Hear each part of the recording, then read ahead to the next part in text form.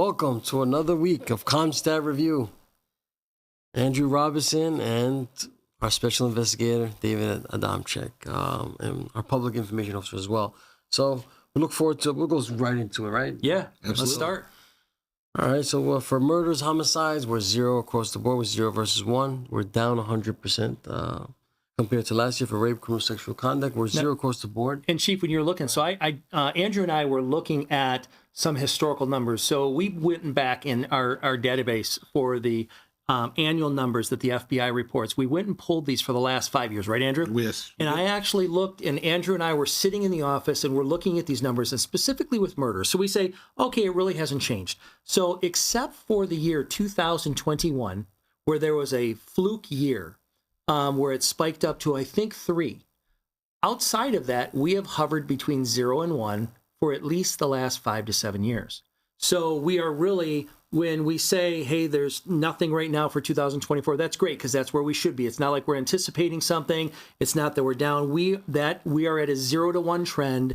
We understand that violent crimes happen, but that is really where we are. And we'll talk about that as some of these others go along. But the 5-year trends is something that we also should let them know is we are trending in this exact same area that a lot of these other numbers are. And in some areas, we're actually trending down, which is great. Correct. Now, 2020, 2021 were sort of an anomaly for all crime statistics. COVID really threw, you had a drop in property crime, but an increase in violent crime. And there was a lot of different things going on during that time. So the crime stats reflect, Absolutely. like I said, those are definitely anomalies. Yeah. Yeah. I mean, people were sheltered in place, and it was just a crazy time, right? It was just very difficult, economically, emotionally, and some people just couldn't adapt. Let's just face it, we're creatures of habit. And, we saw at times when you change the daily routine, so many people are stuck in routines, right? And so at such a extreme to such an extreme. Yeah, absolutely. So we get that. And so our crime data is something that is really on trend with the last 5 years. Right now, we're in 2024. I know. That's it. We're done with this COVID. You done? I'm done hearing COVID. We experienced it. We dealt with it. We're moving forward.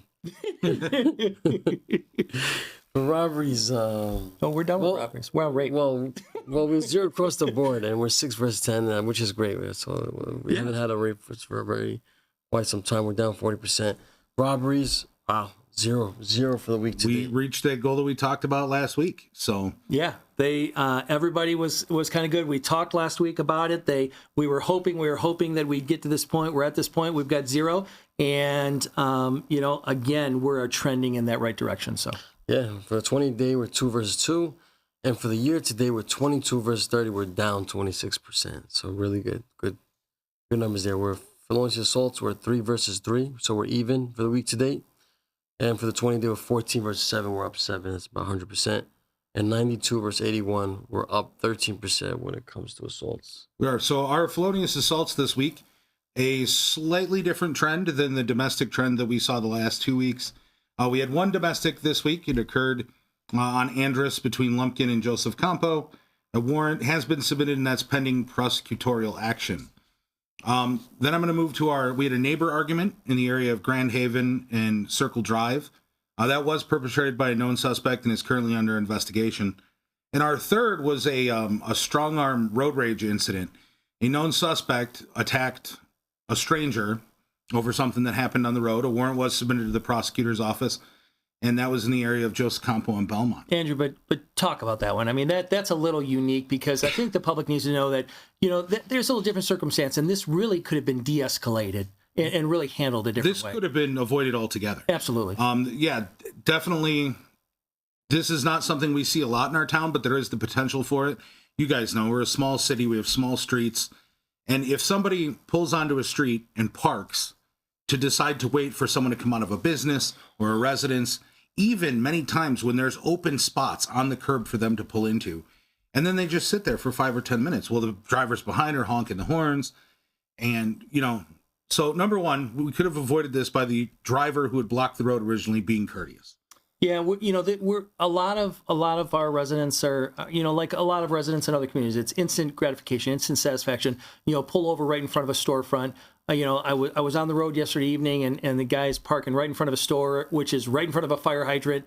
And I'm like, come on. He's like, oh, I'm sorry. But it's at a point where if we just take that extra second, pull over, like you said, into a parking spot, make sure you're not blocking fire hydrants and roadways. It de-escalates that emotion that, somebody's trying to get somewhere, because we do have limited parking. And I could already hear the comments from a lot of the people on Facebook. Oh, well, the parking meter prevents me from doing that. Well, remember, there is a grace period. So if you're only pulled over for a minute or two, that meter is not going to trip your car. Correct. But there's another option. Circle around the block. Absolutely. I have elderly family members, and I drive them around town quite a bit.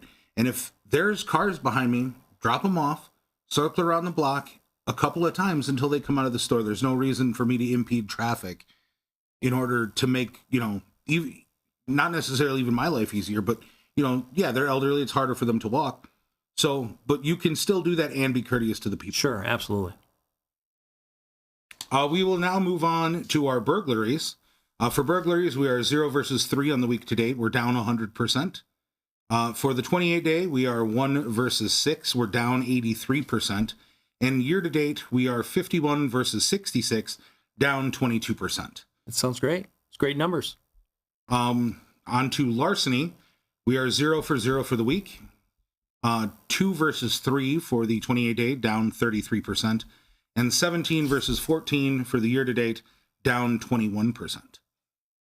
To move on to auto theft. Actually, we're up a little bit. I'm sorry. Did I? It's up 21%. It's up 21%. Yes. I was reading the that negative. one's a little unique with the reporting, but that one's up a little bit. It's not horrible. For auto thefts, our UTAs, we are 2 for 2, so a 0% change week to date.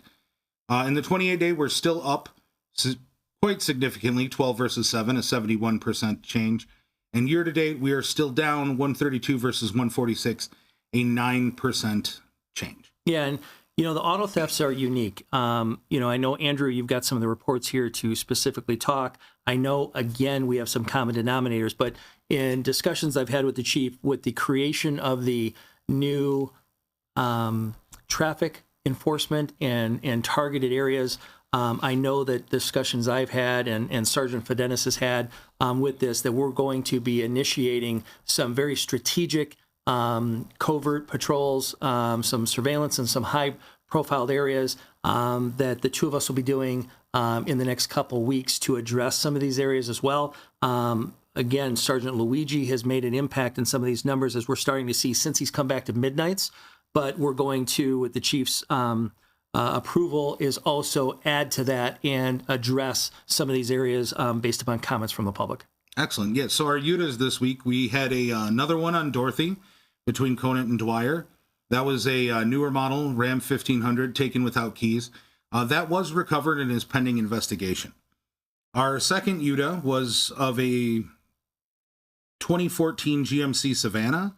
That was on Norwalk between Lumpkin and Brombach, and that one was taken with keys. If you get out of your car, remember, shut it off. It takes a couple of extra seconds, but shut it off, take your keys with you, lock it. Because in this case, this gentleman not only lost his car, but he lost, a significant, value worth of tools and his livelihood inside that vehicle. And people don't realize, leaving a vehicle unattended while running is actually a violation. So it's something that, they should be really mindful of. Yeah, even me as a chief of police, if I leave the car, I'm turning it off. Even I live in Hamtramck, so that's something that we, And that's not Hamtramck. That's Detroit. That's just being smart. It's just being smart. Because at the end of the day, people, they look for opportunities, and you don't want to give them those opportunities to take your items, cars, vehicles, property. So just being alert. Sometimes be in the wrong place, wrong time. Maybe that place you always did it every single day, but that day in particular, there was someone there that saw an opportunity, criminals saw an opportunity and took your vehicle. So don't fall victims. And especially coming into the holiday time. You're going to be doing more parking, whether you're in Hamtramck or at a mall in the surrounding areas. Be mindful of the presence, be mindful of the property in the car. We've spoken up on that about the last couple of weeks. But again, especially don't leave it running or the keys in the vehicle. I noticed too, people that do certain habits for a long period of time, people might see that, and then you open up the opportunity, but also a criminal might be watching you because he knows, oh, that person always comes there It leaves the car there running Absolutely. every single day, and then it's going to get that information is going to spread around and get to the wrong person, and you will be targeted. So we got to break these habits, whether it be turn off your vehicle, taking out the keys, simple things like when your mom and dad says when you cross the street, right? You look left, you look right. You know, these are the basics we should go back to. Yeah. Absolutely. How are we doing for total crime, Chief? We're 5 versus 8 for the week to date, so we're down 37%. And if you look at the 28 day, we are up. We're 31 versus 25, so we're up 24%. However, for the year to date, we're down 8%. We're 320 versus 348, which is great. That's good. We hope to trend further down, but we look at our fatalities. We're 0 versus 1 for the week to date, 0 versus 1, 28 day. Last year, there was 2 fatalities. This year, we have 1 3-year-old victim. And we've got crashes. I don't see if you noticed a month ago we were trending up, so we're heading the right direction. We're 3 versus 9 for the week today, so we're down to 66%. And if you look at that 28 day, 38 versus 34, we're only slightly up by 4. And for the year to date, we're down 7%, 428 versus 464. I mean, since the traffic safety program started with Mike Fidenis leading it, I think we saw a lot of these numbers trending down. Yeah, I think it's can argue that. Yeah, it's been a great thing to witness here in these numbers, and when you see from the work of Sergeant Fidenis and that unit's going to be expanding. I know you've got an announcement coming out with some additions that are going to be coming here to that unit, and then with Sergeant Luigi going to midnights regarding stolen auto thefts and kind of overseeing the midnight shifts. I think these numbers are going to be even more impacted by those efforts. So. Excellent. Yeah, our crime stats so far for the year, let's hope we can end the year trending down in most areas like we are. Yeah. No, it sounds good. And I think following up, we've got Citizens Academy that we're announcing next week. Next week is the week that we're going to go through and specifically talk about the Citizens Academy on what it outlines, the time frames and dates and things like that. So get ready to tune into that next week. That the chief has brought about, not the Children's Academy. It's actually a Citizens Academy for those residents over the age of 18. Yep. Look forward to that, and just want to commend the officers for the great work they've been doing this past week in particular. So we did a lot of great work, especially Detective Sergeant George, doing a lot of, we're really revamping the whole, re-engineering the Detective Bureau, and he's doing fine work leading that wave of change. Yeah, and for those of you who haven't seen the Chief's Corner video, make sure you tune in and check. Chief recorded the video with Access, with Ahmed from Access regarding mental health and Officer Chris Fay. That was a great episode. So if you haven't tuned into that episode, make sure you check that episode out as well. Oh yeah, and also if you know anyone that needs those services, especially when it comes to mental health or drug abuse, please, we're here to keep you safe, but also make sure you get the proper resources available to you. Anything else? I don't have anything else this week. No, it's a great week. Numbers are trending down, and we're good. All right. We're here to keep you safe. It's what we do.